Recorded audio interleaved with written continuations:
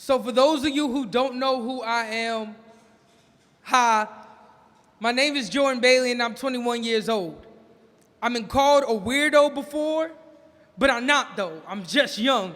You see, I was born on the edge of Big's last breath. That's why these lungs always sound like they're being borrowed or like I'm a slit wrist away from martyrdom. I suffer from bipolar depression.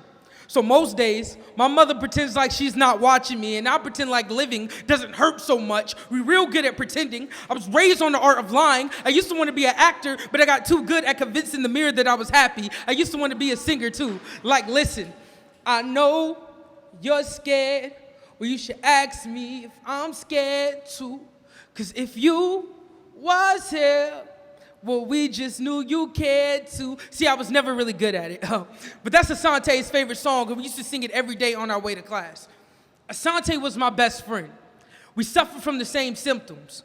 I didn't realize it until I read his obituary, though. Most days, I mourn him. Others, I try to make a home out of his coffin. Lately, I've been getting real envious of his freedom. Like, if you look behind me, you catch Homeboy cutting cartwheels all throughout this poem. I've always been envious of the freedom death gives us. Like when I was little, I was told to stuff my holy into mason jars, hide them at the top shelf for those who deem my glow defects. So, since we got a chance to know each other a little better, can I tell y'all a secret? I have been deemed a medical anomaly.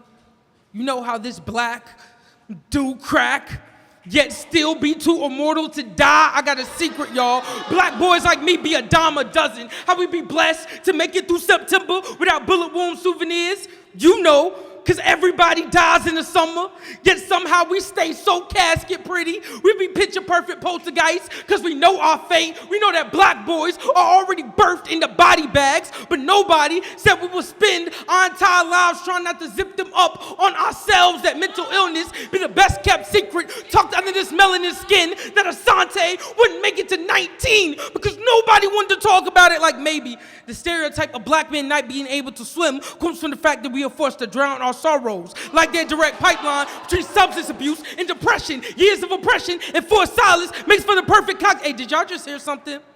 It just sounded like another name of another martyr in another war that nobody cared we was fighting. But at the end of this poem, there'd be 1,196 more just like them. See, I ain't so weird. Just another black boy that chose noose knots over 4 or 5 clips. Ain't no way I'm making it to 4 or 5 shit. I'll be blessed if I make it to 22, right? Because I'm 21 and I already feel like I'm living on borrowed time. I know you're scared.